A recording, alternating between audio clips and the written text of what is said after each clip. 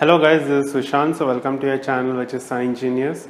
We have been uploading videos for your preparation for the first year of engineering for the subjects like engineering mechanics, applied mathematics and basic electrical engineering. So we'll be doing so in the near future also.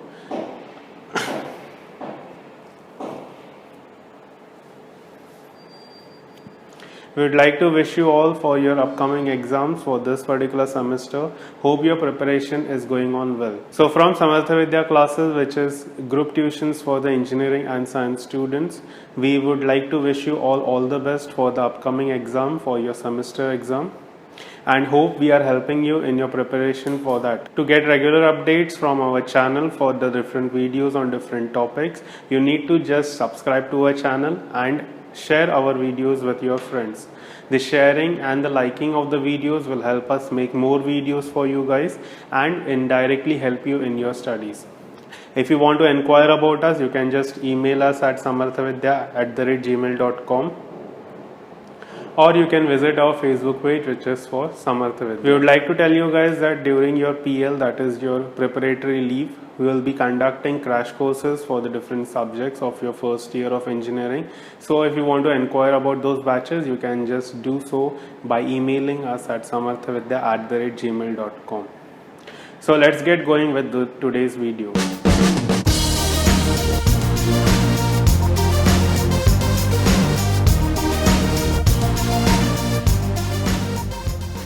So today we are going to discuss on the topic which is kinematics of particles, which basically comes under the dynamic section of your mechanics. Now as you know that in mechanics there are basically two parts, one which is called as a static and the other one which is dynamics. Statics we have already dealt with, which basically consists of the equilibrium conditions which are there, the frictions and etc.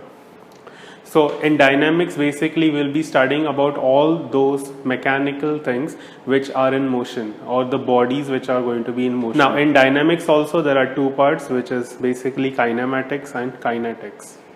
We are going to see the one of the part which is kinematics. So in kinematics basically you have to understand that we are not going to be considering why the motion is occurring. That means that we are not going to be understanding what are the forces which are going to be acting on the particle or the body and why is that particular motion being occurred. We'll be only analyzing what is going to be the speed, what is going to be the position and what is going to be the acceleration of that particular body or particle.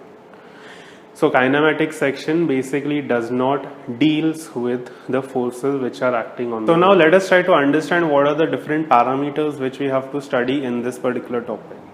The first parameter which you have to understand is called as my displacement. Now displacement is nothing but the difference of the position of a particle during certain amount of time. So if my particle is going to be traveling from this position, let us say the position is x1, to certain other position which is going to be x2, then the difference in the positions, that is x2 minus x1, gives you the displacement. Coming to the next definition, which is velocity. Velocity is nothing but change in the displacement for a certain amount of time. So it means that the definition is given by v is equal to ds by dt. This value is useful for when you are considering the instantaneous value of your velocity. Since your displacement is a vector quantity, my velocity will also be a vector quantity. Now if you want to calculate what is going to be the average velocity, then in that case you have to consider the formula as the change in displacement, which is given by delta s, upon the change in time. This will give you the average value of your velocity. Now the average value of your velocity is not to be considered as a vector quantity, it is going to be a scalar quantity. This can be seen as the term which is called as speed. Coming to the next one, which is called as acceleration. Now acceleration is given by the change in velocity for a given amount of time. So the basic definition is dv by dt. Now again the same thing, my velocity is a vector quantity, so acceleration is also a vector quantity. Now if I want to calculate the average acceleration, then it will be given by the same thing, which is change in velocity upon change in time. Now there is another definition for your acceleration which can be seen by using our chain rule, which we have studied in your mathematics section for the derivatives part. Now my dv by dt, let us consider that this is not a vector quantity for now. If I am considering dv by dt, I can write this equation as dv by ds into ds by dt. This is nothing but the application of the chain rule of your derivatives. Now in this case, my ds by dt, which is nothing but the change in displacement for a time, is basically nothing but your velocity. So your acceleration is given by the product of velocity into the change of velocity with respect to displacement.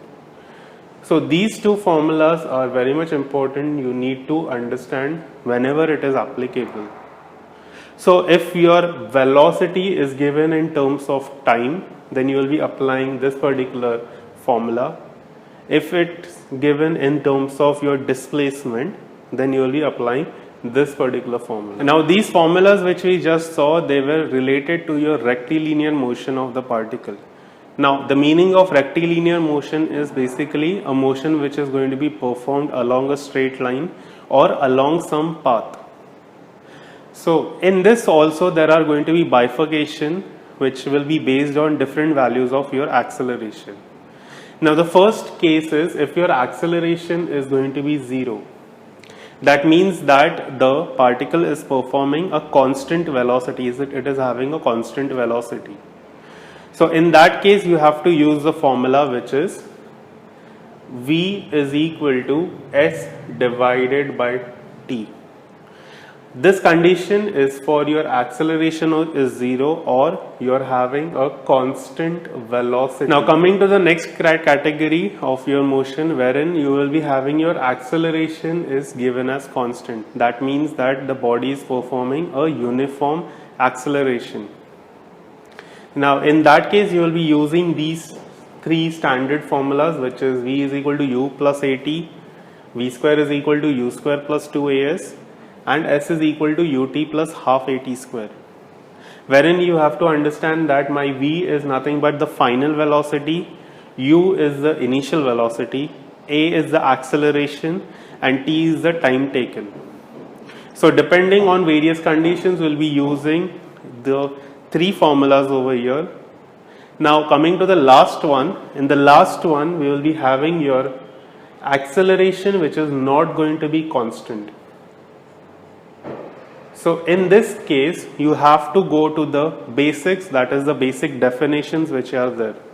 That is your dv by dt is nothing but your acceleration, or the other formula which we have just derived, which is nothing but v into dv by ds, and the other formula which is there, which is v is equal to ds by dt. So from this formula you can see that there is one more formula for your acceleration, which is nothing but the double derivative of your displacement with respect to time. So depending on the various conditions which are given, you will be solving accordingly the problems. So let's see some of the problems which are going to be present in this particular topic. So coming to this question which is given, that is acceleration of a train is given, where the train is starting from rest.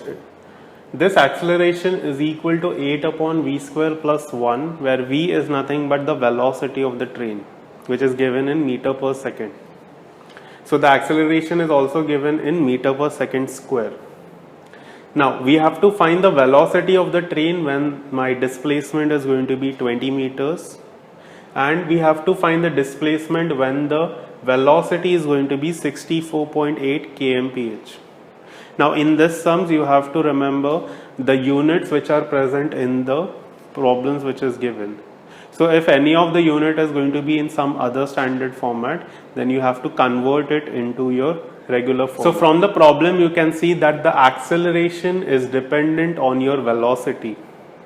So that means that the acceleration is not going to be constant. Now coming to the formulas which are going to be associated with the third case, you can see your acceleration is given by dv by dt, and it is also given by v into dv by ds. Now in the entire sum we have no mention of the time which is present.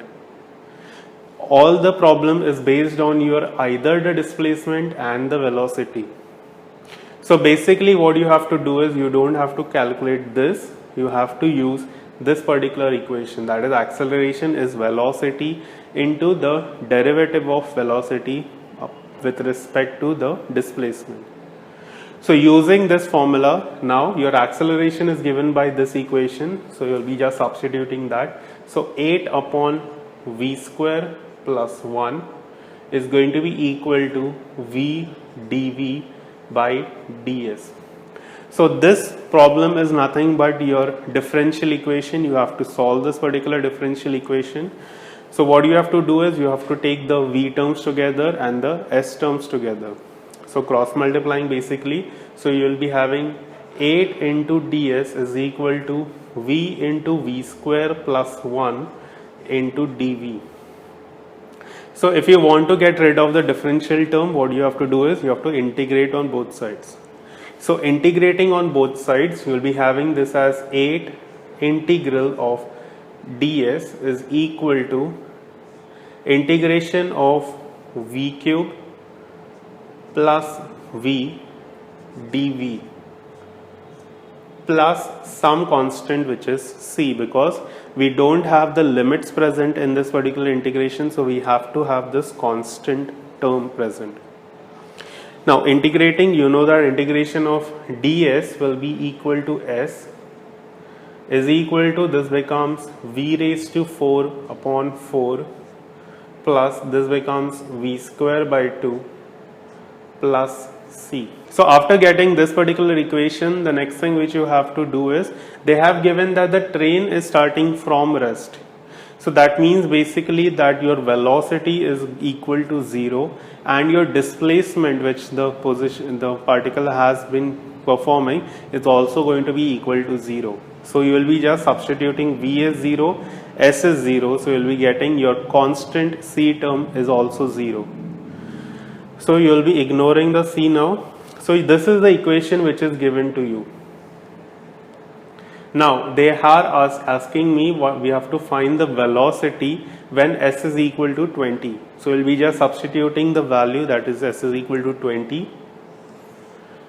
So that becomes v raised to 4 upon 4 plus v square by 2 will be equal to 8 into 20, so that's becoming 16. So 160, so minus 160 equals 0. So you need to solve this particular equation.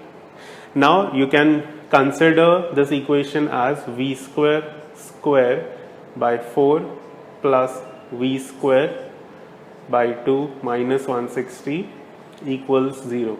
So you can consider this as quadratic in your v square. And solving that, you will be getting your values of v. So you will be getting the value of v square is equal to 24.32 and minus 26.32. But you won't be considering the negative value because the velocity is not going to be a complex term. So you will be having your v is equal to the root of this thing, that is root of 24.32, which is given in meter per second. Now coming to the next one, we have the velocity is given as 64.8. So for this you have to convert it into your normal meter per second square. So what you have to do is you have to basically write your velocity as 64.8 into its kilometer per hour, so it's into 1000 divided by 3600. So this conversion will give you the velocity of the particle. So your velocity comes out to be 18. Then you have to just find your displacement for this. So you will be just substituting in this equation. So you will be getting 8s is equal to 18 raised to 4 divided by 4 plus 18 square divided by 2. So you will be getting your S, that is displacement, as 3300.75 meters. So for today we are going to wind up with this particular video. In the next video we will be continuing with the same topic. So for that you need to just subscribe to our channel, hit the bell icon to never miss a notification of the videos which we are uploading. If you are new to the channel, you can just go and watch the other videos which we have already uploaded. Do let us know in the comment section how do you find these videos. Do let us know what more videos you would like us to make on. Help us make more videos by sharing, liking and commenting on our videos. The sharing and liking will definitely help us make more videos and help you indirectly for your preparation. So all the best guys for your preparation. We are from Samartha Vidya classes, which is the group tuitions for the engineering and the science students. We have been helping students from the engineering level for the first and the second year. So if you want to inquire about us, you can just email us at samarthavidya@gmail.com. So for now, signing off, this is Sushant. So keep learning, keep watching and happy learning. Bye.